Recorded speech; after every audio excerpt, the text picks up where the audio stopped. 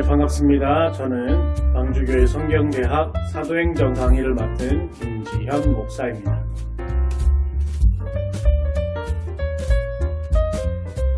지난번 시간에는 사도행전 전체적 개론을 우리가 살펴보았다면 오늘부터는 사도행전 이제 1장 1절부터 시작해서 사도행전을 구체적으로 살펴보는 시간을 가지고자 합니다. 특별히 오늘은 사도행전 1장을 조금 더 깊이 살펴볼 텐데요. 이 사도행전 1장을 잘 살펴보면 이 사도행전의 프롤로그라고 할 수 있습니다. 이 프롤로그라는 게 뭐냐면 사도행전에서 전반적으로 어떤 내용을 다룰지에 대해 보다 상세하고 보다 깊이 설명하고 있기 때문에 이 사도행전 1장을 잘 해석하고 잘 살펴볼 필요가 있는데요. 그래서 오늘은 짧은 시간이지만 사도행전 1장을 전체적으로 살펴보고 다음 강의에는 바로 2장으로 이어서 가도록 하겠습니다. 먼저 이 사도행전 1장은 바로 교회의 탄생과 성령의 역할에 대해서 집중 조명하고 있다고 살펴볼 수 있습니다. 사도행전의 시작을 알리는 데 있어서 가장 중요한 것은 바로 교회의 시작이 나타나고 있다는 것이지요. 지난번에도 설명드렸다시피 이 사도행전은 초대교회의 모습과 이 초대교회의 모습에 있어서 가장 중요한 성령의 임재 사건에 대해 먼저 언급하고 그 모든 사도행전의 이야기가 시작되고 있다는 것이 좀 하나의 가장 큰 특징이라고 말씀을 드렸는데요. 마찬가지로 이 1장에서 그것을 보다 구체적으로 설명하고 있기에 이것이 핵심 주제가 될 수 있습니다.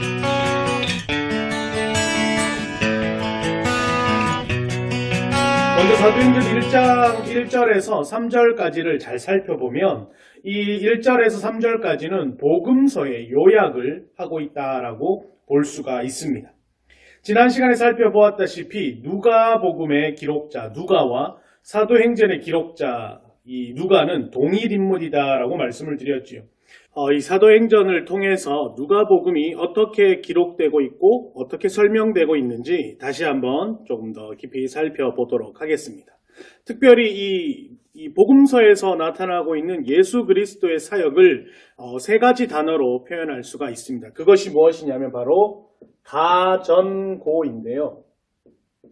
예수님의 사역은 이렇게 세 가지 가전고로 분명하게 표현이 됩니다. 가가 무엇이냐면 가르치심, 전이 무엇이냐면 전도하심, 그리고 고가 무엇이냐면 고치심입니다. 즉 예수 그리스도의 사역은 이 세 가지로 압축된다라는 것이죠. 하나님에 대해서 가르치시고 또 전하시고 또 병든 자를 고치신 이 가전고의 사역이 예수 그리스도의 복음서의 핵심 사역이라고 볼 수 있습니다. 그러다 보니 이 사도행전에서 누가도 이러한 복음서, 누가복음을 압축적으로 이야기할 때 동일한 이야기를 하고 있습니다. 먼저 1장 1절을 살펴보게 되면은요. 데오빌로여 내가 먼저 쓴 글에는 무릇 예수께서 무엇이라고 나타납니까? 행하시며 라고 기록되어 있습니다. 행하시며 그리고 가르치시기를 그리고 세 번째는 무엇입니까? 시작하심부터 그리고 2절 보게 되면 이렇게 말하고 있죠. 그가 택하신 사도들에게 성령으로 명하시고 그리고 마지막 승천하신 날까지의 일을 기록하노라. 그래서 사도행전에서 누가복음을 이 5단어로 압축해서 이야기하고 있다는 거죠. 행가, 시, 성, 승이라고 표현을 하는데요. 이 행은 무엇이냐? 아까도 말했다시피 어떻게 행하셨느냐? 예수 그리스도의 행하심에 대해 이야기하고 있는 게 첫 번째고 두 번째는 어떻게 가르치셨느냐? 그리고 어떻게 행하고 어떻게 가르치심이 시작되었다라고 이야기되고 있습니다. 그리고 마지막 성령님께서 명령하시고 마지막 승천하셨다라는 것이 바로 이 누가복음의 요약이라고 말씀드릴 수가 있다라는 것이죠. 그런데 조금만 더 깊이 살펴보게 되면 여기서 말하는 이 시작, 이것에 우리가 좀 더 주목할 필요가 있습니다. 예수 그리스도께서 사도들과 함께 하나님의 명령을 받은 사도들과 하나님의 나라를 위한 확장의 사역들을 시작하셨다라는 거죠. 즉 맺어짐이 없다라는 것입니다. 따라서 이 사도행전은 예수로부터 시작되어 있는 그 이야기들이 이제는 제자들과 함께 꽃피워서 계속적으로 이어질 것임을 암시하고 있다고도 동일하게 말할 수 있다라는 것이죠. 이것이 바로 사도행전 1장 1절에서 3절 사이에 나와 있는 가장 핵심적인 복음서의 요약이다라고 말씀이 있습니다. 그리고 3절을 보게 되면 이렇게 말하고 있죠. 3절은 우리가 함께 보도록 하겠습니다. 그가 고난받으신 후에 또한 그들에게 확실한 많은 증거로 친히 살아계심을 나타내사 40일 동안 그들에게 보이시며 하나님 나라의 일을 말씀하시니라 라고 기록하고 있죠. 즉 무엇입니까? 예수 그리스도께서 부활하시고 승천하시기까지 40여일 동안 이 제자들과 함께 생활하시면서 제자들에게 여러 가지를 또한 가르치시고 알려주심을 본 사도행전에서 기록하고 있는데, 그러면 도대체 이 40일 동안 제자들에게 가르치고 명령하신 것이 무엇일까라는 거죠. 그것은 어떻게 드러나냐면 이후 예수님께서 부활 승천하신 후에 제자들이 어떠한 모습을 어떻게 보여주고 있는지를 성경을 통해 살펴볼 때 이 예수님께서 제자들에게 명하신 것이 무엇인지 본격적으로 살펴볼 수 있겠다라는 것입니다. 이것이 바로 사도행전이 시작하고 있는 이야기들입니다.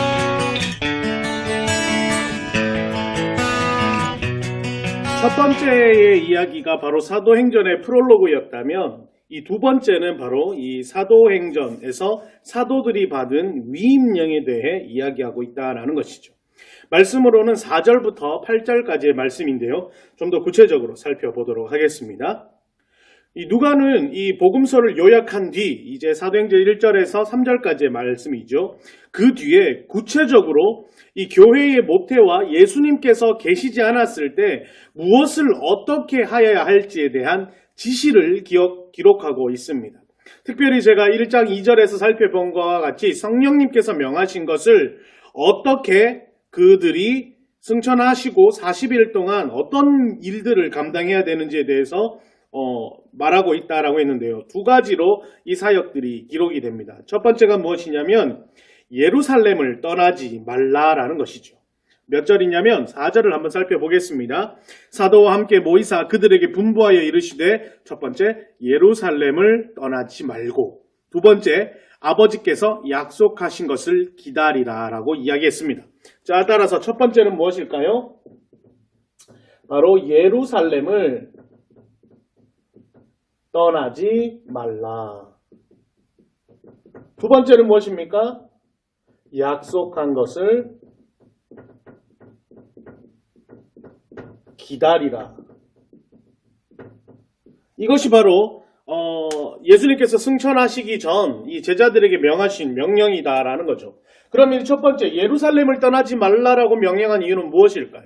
바로 예수님께서 승천하시고 예수님께서 부재하시는 그 땅 가운데 악이 팽배히 있고 바로 악이 승리한 것처럼 하나님을 믿는 이 제자들을 시시때때로 쫓아다니면서 모함하고 그들을 생명을 위협하는 것이 너무나 자명한 사실이다라는 거죠.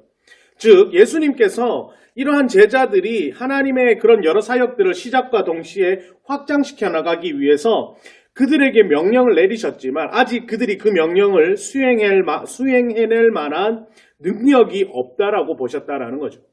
즉 그러기에 예수님께서는 예루살렘에 머물면서 계속해서 너희가 기억하고 기다려야 할 것이 있는데 그것이 뭐냐? 바로 하나님, 내 아버지께서 너희들에게 약속한 것이 있다. 바로 그것을 기다리라고 오늘 성경에서 이야기하고 있다라는 것이죠. 즉 예루살렘에 머물면서 약속한 것을 기다려야 되는데, 그렇다면 이 예루살렘에 머물면서 이 약속한 것이 무엇인지가 중요하게 된다라는 것이죠. 따라서 5절 말씀을 바라보게 되면 이 약속한 것이 무엇이냐 쉽게 찾을 수 있습니다. 5절 말씀을 같이 보게 되면요, 이렇게 말하고 있습니다. 요한은 물로 세례를 베풀었으나 너희는 몇 날이 못되어 성령으로 세례를 받으리라 하셨느니라 라고 기록되어 있습니다. 즉 약속한 것이 무엇이냐면 성령이 된다라고 우리는 발견할 수 있다라는 것이죠. 즉 예루살렘에 거하면서 너희는 아직 먼저 사역을 감당하기에 앞서 내가 너희에게 주리라 약속한 것을 먼저 받아야 하는데 그것이 성령이다라고 이야기하고 있다라는 것입니다.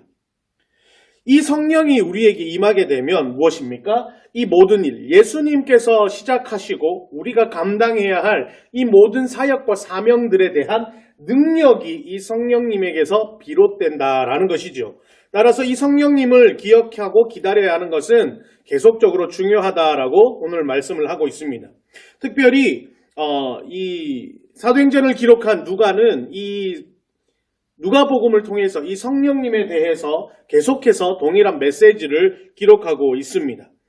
첫 번째가 바로 누가복음 3장 16절에 있는 성령과 불로 너희에게 세례를 베푸실 것을 약속하신다라는 게 그 하나가 되겠고요. 또 하나를 찾자면 누가복음 11장 13절에 너희가 악할지라도 좋은 것을 자식에게 줄 알거든 하물며 너희 하늘 아버지께서 구하는 자에게 성령을 주시지 않겠느냐라는 말씀을 통해서도 동일하게 말씀하고 있습니다.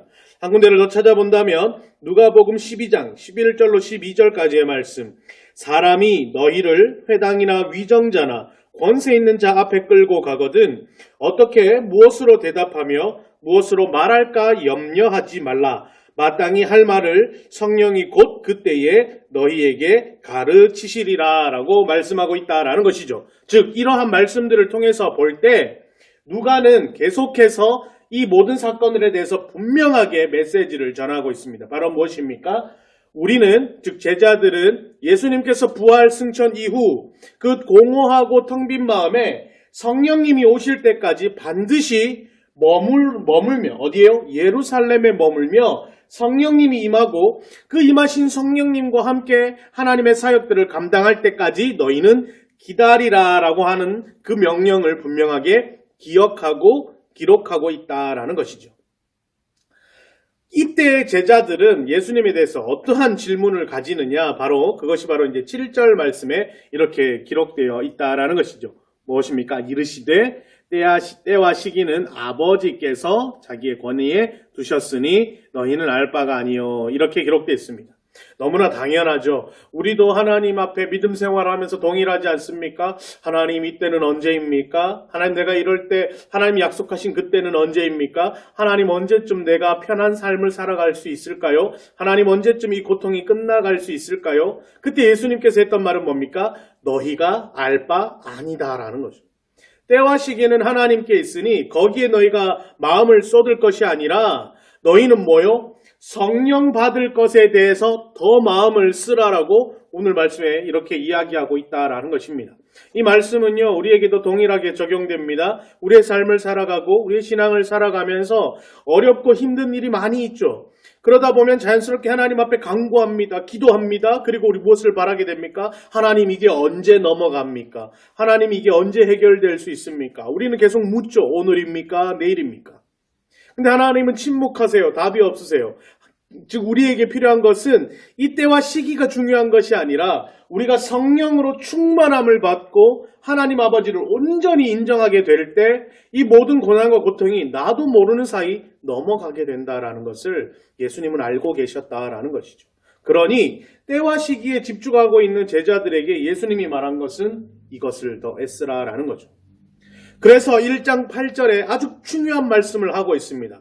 이 1장 8절의 말씀을 좀 더 살펴볼 텐데 이 말씀을 우리가 같이 한번 읽어보도록 하겠습니다. 네, 읽어보겠습니다. 시작.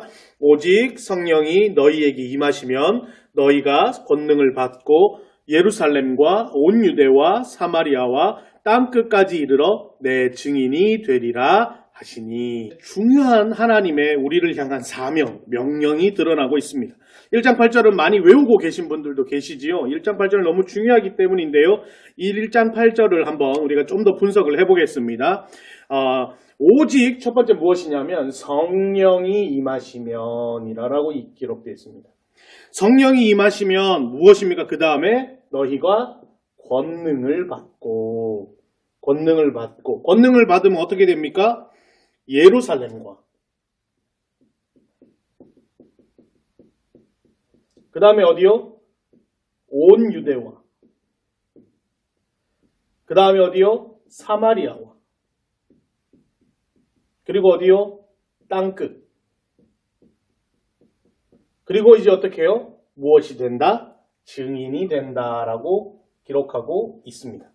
자, 오늘 좀 더 우리가 살펴보도록 하겠습니다. 성령님이 너에게 임하시면 이게 먼저예요. 전제 조건이라는 거죠. 가장 중요해요. 가장 핵심적이라는 거죠. 성령이 임하지 않으면 아무 소용이 없다라는 거죠. 너희에게 먼저 성령이 임하면 그러면 무엇이 있습니까? 권능, 힘이 되는 거죠. 능력이 임한다라는 거예요. 성령님이 나에게 임하면 너희가 힘을 받고 능력을 받아서 감당할 수 있다. 무엇을? 이 모든 것을 감당하고 있는데 그게 뭐냐? 기억하세요. 첫 번째 예루살렘, 두 번째 온 유대, 세 번째 사마리아, 네 번째 땅끝이에요. 이게 중요한 건데요. 첫 번째, 우리가 성령을 전제로 받고 힘을 받으면 첫 번째 예루살렘으로 간대요. 예루살렘은 어디입니까? 지금 사도행전의 바탕이 되는 곳이 어디예요? 예루살렘이죠. 쉽게 말하면 성령이 권능을 받으면 예루살렘에서 너희가 증인이 된다라는 거예요. 내가 하나님 믿고 권능 받고 능력 받으면 어떻게 된다라는 거예요. 내가 살고 있는 이 예루살렘, 내가 살고 있는 내 가정과 지역, 내 주변의 그 바운더리 안에서 뭐가 되는 거예요? 하나님을 알리는 증인, 증거자의 삶을 살 수 있다고 첫 번째 이야기하는 거죠. 그런데 성경에서는 예루살렘으로 그치지 않습니다. 예루살렘은 어디로 갑니까? 온 유대로 가죠. 온 유대는 뭡니까? 유대인들의 즉 세계, 하나님을 향해 믿고 있는 그들의 세계, 그 유대 안에 확장되는 거예요. 예루살렘, 내 주위에서만 있던 모습들이 유대로 펼쳐지는 거죠. 즉 사역의 지경이 넓혀지는 거예요. 하나님 앞에 좀 더 성장해지는 내 모습을 이야기하고 있는 게 첫 번째죠. 온 유대에서 이제 어디로 갑니까? 사마리아로 가죠. 사마리아는 어떤 거냐? 이거 아주 중요합니다. 이 성경에 있어서 사마리아는 북이스라엘의 수도였어요. 북이스라엘. 북이스라엘 우리가 좀 더 살펴볼 필요가 있는데 북이스라엘은 뭡니까? 이쪽으로 좀 가서 설명을 할게요. 북이스라엘은 온 이스라엘이 첫 번째 통일 왕국이 되었을 때 다윗에 의해 통일 왕국이 되었을 때 여기서 잘 가면 좋겠지만 다윗 이후 누구예요? 솔로몬으로 가고 솔로몬으로 해서 솔로몬 아들이 누굽니까? 여로보암 쪽으로 가면서 어떻게 되냐면 이 통일 이스라엘 왕국이 어떻게 분열됩니다. 그래서 어떻게 됐냐? 북이스라엘과 남유다로 이렇게 구분되어지게 되는 거죠. 남유다의 핵심 지역은 어딜까요? 바로 예루살렘이죠. 근데 북이스라엘은 핵심 지역이 없어요. 그래서 북이스라엘에서 어디를 핵심으로 잡느냐? 이 사마리아를 핵심으로 잡습니다. 그래서 남유다와 북이스라엘 사람들이 갈라지고 그들의 예배의 모태, 즉 우리가 명절이 되면 고향으로 가듯이 그 나라 사람들에게 명절이 되면 예루살렘 성지를 방문하는 게 있는데 남유다 사람들이 성지로 가고 북이스라엘 사람들도 이 예루살렘으로 가니까 안 되겠다. 사마리아를 도읍으로 만든 거예요. 그래서 예루살렘으로 오지 않고 사마리아로 가서 그들 자체적인 예배를 드리기 시작합니다. 즉 남유다 사람들이 봤을 때 이 북이스라엘과 사마리아의 존재는 우리가 하나 되는 것을 끊어내는 일들을 만드는 거죠. 즉 민족 분열의 시작의 포인트가 사마리아인 거예요. 더욱이 더 중요한 건 뭐냐면 남유다는요 이 바벨론에 멸망되어서 그 바벨론의 포로로 끌려가고 돌아오기까지 끝까지 믿음을 지킵니다. 그러나 이 북이스라엘은요 이 아수르에 멸망되어지고 나서 그 아수르 속에서 믿음을 지키는 것이 아니라 그들과 결탁하여 믿음이 혼재되어지고 믿음을 잃어버리게 됩니다. 그래서 남유다 사람들이 바라볼 때 북이스라엘 사람들은요 변절자인 거예요. 온전치 못한 사람이에요.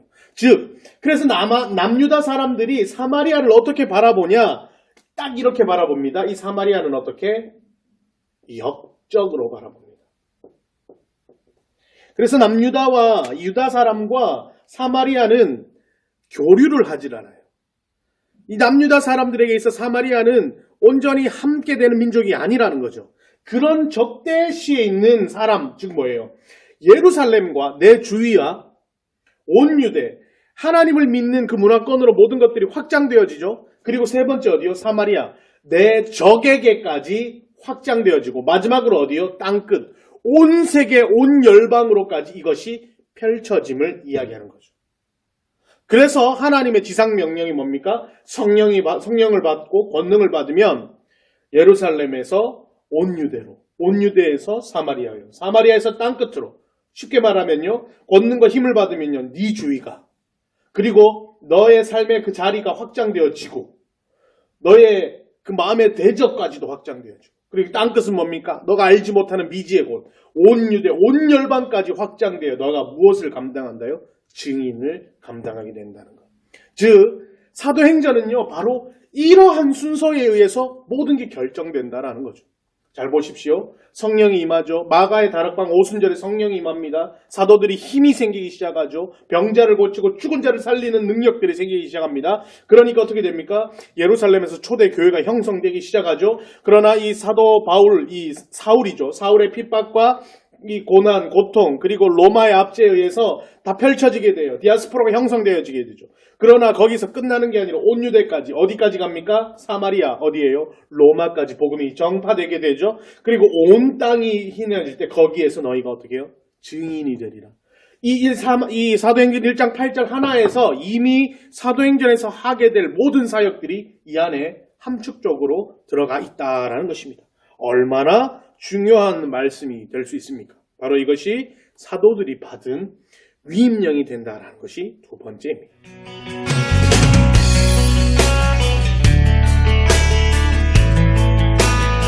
세 번째 9절에서 11절까지는 또 예수님의 승천에 대해서 말씀하고 있습니다. 이 예수님의 승천을 이 사도행전에서는 특별히 중요한 말씀이 11절을 보시게 되면 이르되 갈릴리 사람들아 어찌하여 서서 하늘을 쳐다보느냐 너희 가운데서 하늘로 올려지신 이 예수는 하늘로 가심을 본 그대로 오시리라 하였느니라 라고 말씀하고 있습니다. 즉 부활해서 승천하시기 전까지 예수님은 제자들과 함께 40여일을 보내시면서 많은 가르치심과 함께 영광 중에 있는 모습을 제자들에게 보여주셨다라는 거죠. 그렇기 때문에 제자들은 예수님께서 십자가상에 있을 때 뿔뿔이 흩어졌던 그 제자들이 예수님 부활 후 모든 제자 공동체로 다시금 응집하게 되고 결집할 수 있는 계기가 바로 예수 그리스도의 부활의 영광이 함께 있었기 때문입니다. 그것을 경험한 이 제자들은 이제 예수님과 함께 이 모든 것들을 경험하였다라는 거죠. 그러니 예수님께서 이 부활하시고 다시 이 땅에 오실 때 어떤 모습으로 오신다 말씀하셨느냐? 바로 영광 중에 부활 승천하신 그 승천의 모습 그대로 우리 가운데 다시 오신다라는 것을 분명하게 약속하신다라고 오늘의 성경은 말씀하고 있습니다.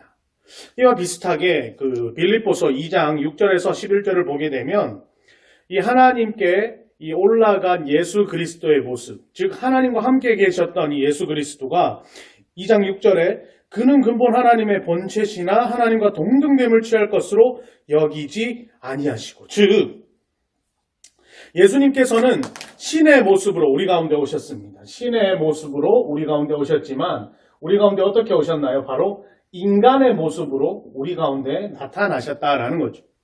이 인간은 바로 우리가 겪는 그 모든 고난과 고통을 동일하게 겪었다라는 거죠. 다시 말해 이 인간은 죄와 십자가의 모습을 고스란히 본인도 함께 짊어지신 것을 상징하십니다. 그런데 이 모습으로 끝나는 것이 아니라 다시 신의 모습, 하나님의 모습으로 다시 부활하심으로 말미암아 이 영광스러운 부활의 모습, 이 승천의 모습, 이 하나님의 모습으로 우리 가운데 다시 오시겠다 말씀하셨다라는 거죠. 이것은 무엇을 의미하냐면 바로 우리 가운데 나약하고 인간적 모습으로 있던 하나님이 아니라 이제는 전지전능하신 하나님으로 우리 가운데 다시 오시겠다 하시는 그 모습을 통해 우리로 하여금 하나님을 바라봄으로 모든 일들을 견디고 겪어낼 수 있는 내구력, 인내심이 생김을 분명하게 말하고 있다라는 것입니다. 또한 이 하나님께서 우리 가운데 오신다, 단순히 예수님의 재림을 기다리는 것뿐만 아니라 이제는 무엇을 바랄까요? 바로 그것이죠. 우리 가운데 함께 오시겠다라는 이 하나님의 모습이 단순한 예수님의 모습을 넘어서서 어떤 모습? 성령님의 모습으로 우리 가운데 함께 임하신다라는 것을 바라볼 수 있다라는 것이지요.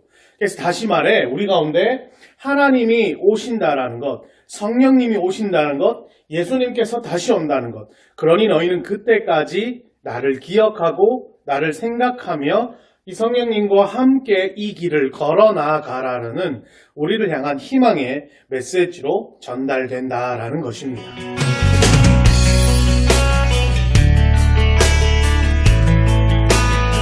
이제 이렇게 제자들 가운데 다시 오시겠다라는 그 부활하시고 승천하신 예수님의 모습, 그리고 성령을 기다리기 위한 이 제자들은 이제 귀한 순간에 맞이하게 됩니다.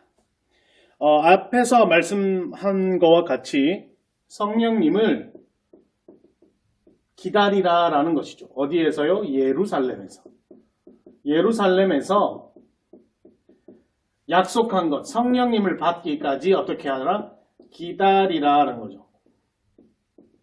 그럼 이제 기다리라라는 것은 장소적 개념을 상징하게 됩니다. 이제 어디서냐라는 거죠. 대전제적 장소는 어디냐면 바로 이 예루살렘입니다.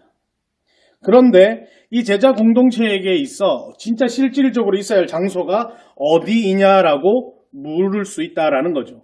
거기에 대해서 이제 우리가 너무나 잘 알고 있는 한 장소가 등장하게 됩니다. 바로 마가의 다락방이 되는 거죠. 이 마가의 다락방이 왜 중요한 장소냐? 성령님을 기다리는 이 초대 예수 제자 공동체가 마가의 다락방에서 기다리는데 무엇을 하며 어떻게 기다리냐의 모습이 바로 결정한다라는 것을, 어떤 모습을요? 초대교회 공동체의 모습을 결정하기 때문에 이 마가의 다락방에서 있어서의 모습을 굉장히 우리가 살펴볼 필요가 있습니다. 12절에서 14절까지의 말씀인데요. 12절 말씀을 보면 제자들이 감람원이라는 산으로부터 예루살렘에 돌아오니 이 산은 예루살렘에서 가까워 안식일에 가기 알맞은 길이라고 설명되어 있습니다.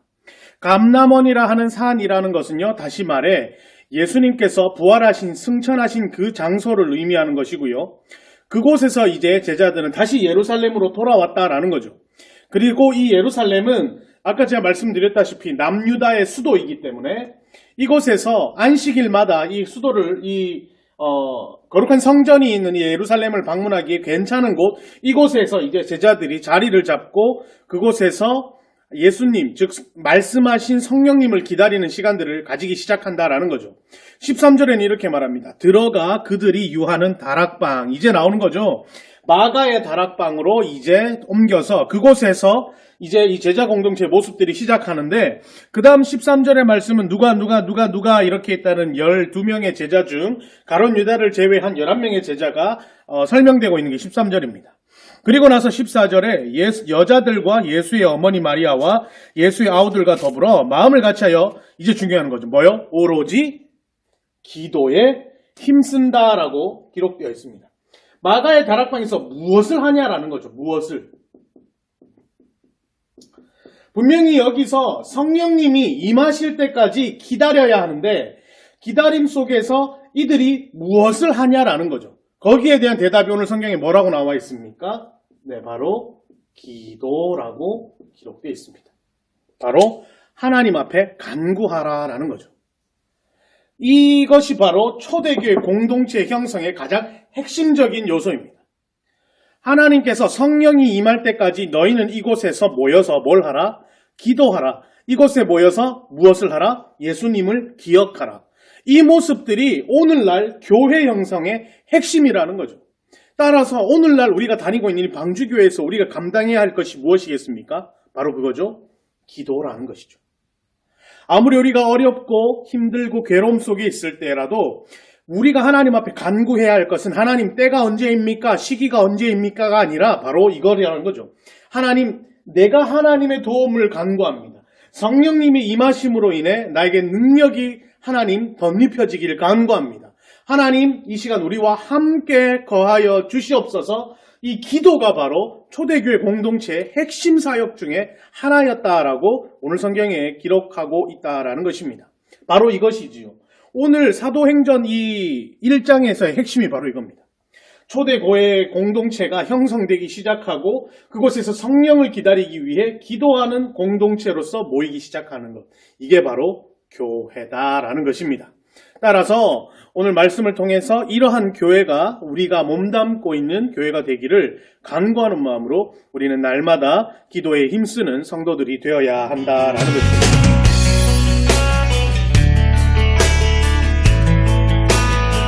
이제 마지막으로 15절부터 26절까지의 말씀을 살펴보겠는데요.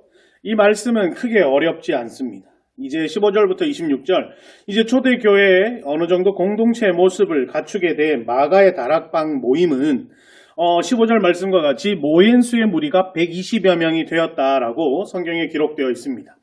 12명의 제자 중에 가룟 유다 1명을 제외하고 11명의 제자와 그리고 예수를 평소에 따라다녔던 무리들, 그 중에 또 열심히 있던 무리들이 일부가 모여 예수님이 부활 승천 이후 그곳에서 남아 마가의 다락방에서 계속 기도하며 간구하고 때를 기다리던 인원이 120명이 되었다라는 거죠.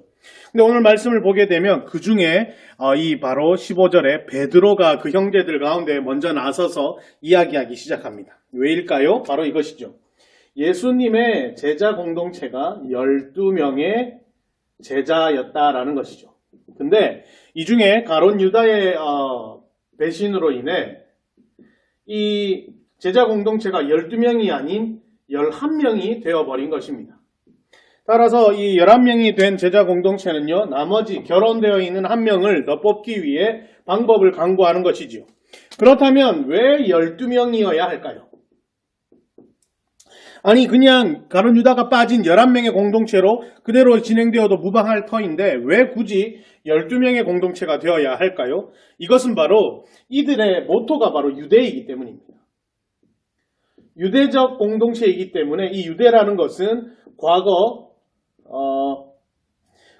이 하나님, 여호와 하나님에 대한 생각들로 먼저 그들의 사상들이 결정되어 있는 이들이기 때문이죠. 쉽게 말하면 야훼 하나님, 다시 말하면 여호와 하나님, 이들 속에 이 유대적 마인드, 이들에게 완전 숫자는 12이기 때문입니다. 왜일까요? 지파의 숫자지요. 지파의 숫자가 되기 때문입니다. 12지파, 12지파의 완전한 공동체, 하나님께서 이스라엘을 필두로 하여 이스라엘 하에 12지파를 형성케 하시고 그 12지파를 통하여 내가 너에게 복을 주겠다라고 하나님의 약속, 그리고 그것이 이어져서 지금 이 유대적 공동체에 속해져 있는 이 예수의 제자들 12명이 뽑혀졌지만 1명이 결혼되었을 때 그들의 생각은 어떻게 될까요? 1명을 채워야 하겠다라는 생각이 자연스럽게 드는 것은 너무나도 당연한 것이죠. 그래서 2명의 제자를 후보를 준비하게 됩니다. 첫 번째가 누굽니까? 오늘 여기 성경에 나오고 있는 바로 바사바라고 하는, 다시 말해 성경에는 유스도라고도 별명 지어져 있는 요셉을 첫 번째로 하고요. 두 번째는 누구라고 합니까? 바로 마띠아라고 이야기합니다. 그리고 이 2명의 후보를 선출하는 방법이 뭘까요? 어떻게 선출하냐면 오늘 말씀에 이렇게 기록되어 있습니다. 26절, 제비 뽑아 마띠아를 얻으니라는 거죠. 제비를 뽑아 누구를 선출하게 되었다고요? 바로 마띠아를 선출하게 되었다라는 거죠. 방법이 제비 뽑기입니다. 성경에서 이 말하고 있는 제비 뽑기는 굉장히 중요합니다. 왜 제비 뽑기가 중요하냐면 인간의 생각과 인간의 방법이 개입되어지지 않은 방법이 바로 이 제비 뽑기가 되기 때문입니다.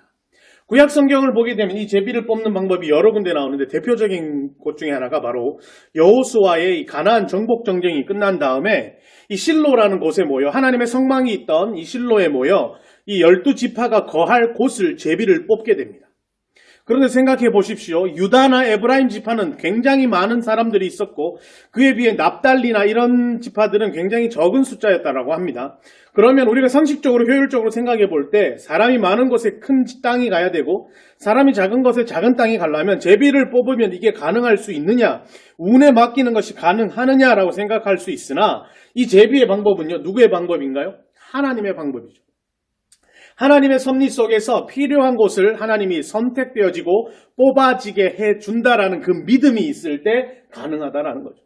또 성경에 보면은 또 어떤 방법이 있습니까? 또 제비뽑기에 또 어떤 이야기가 있나요? 이 여호수아와 이 이스라엘 백성들이 가나안 정복 전쟁의 첫 번째 전쟁 여리고 전투에서 승리한 다음 두 번째 아이 전투에서 실패하게 되죠. 그 아이 전투에 실패했을 때 그 누굽니까? 그 아간이라는 범죄자를 뽑아내는 방법이 뭡니까? 여러 지파 중에 뽑았더니 어느 지파였더라, 뽑았더니 누구네 가문이더라, 뽑았더니 누구의 아버지더라, 뽑았더니 누구의 아버지의 아들 아간이더라 라고 뽑히게 되는 방법이 바로 제비뽑기죠. 제비뽑기는 인간의 생각이 개입할 수 없는 요소입니다. 오늘날 세상적 관점으로 보면 이것은 뭐라고 이야기할까요? 운이다라고 얘기하겠죠. 그러나 하나님의 성령이, 하나님의 영적인 권능이 개입되어 있는 이 방법이 성경은 제비뽑기라는 것이죠. 우리의 생각과 우리의 마음이 들어가지 않는 방법이라고 이야기합니다. 즉, 이 방법을 통해 마띠아라는 12번째, 다시 이 유다를, 가룟 유다를 대신하는 사도가 선출이 되게 되고 12명의 온전한 제자 공동체 하에 120여 명에 다다라는 마가의 다락방의 초대교회 멤버들이 모여 이제 무엇을 한다고요? 날마다 기도하는 모습이 초대교회에 형성된 모습이다라는 것이 바로 오늘 1장에서 말하고 있는 모습입니다. 제가 이 사도행전이 1장부터 28장까지 있는데 그렇다면 이 한 강의 한 장씩 지나가면 적어도 28번의 강의를 해야 되는데 가능한 것이냐라고 물으실 수 있는데요. 사도행전 1장과 2장은 굉장히 중요합니다. 교회 형성과 특별히 또 성령님이 함께 하시는 마가의 오순절 이 다락방 사건 있죠. 그게 바로 2장에서 다뤄지게 되는데 이 1, 2장의 모습을 통해 이 하나님께서 오늘날에 주목하고 계시는 교회적 모습이 완성되어지기 때문입니다. 도대체 교회에서 어떤 모습이 있어야 되고 교회에서 어떤 모습이 없어졌을 때 우리는 조심해야 되고 이 모습들이 성경을 통해 고스란히 드러나고 있기 때문에 이 모습이 굉장히 중요한 것입니다.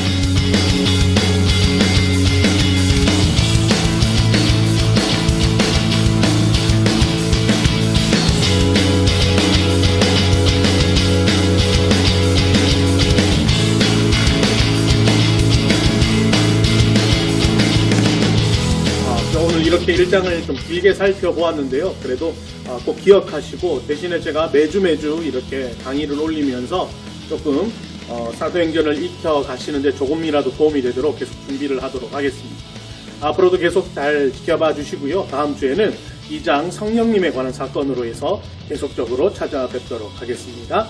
어려운 시간 지금까지 함께 해주셔서 너무 감사합니다. 수고하셨습니다.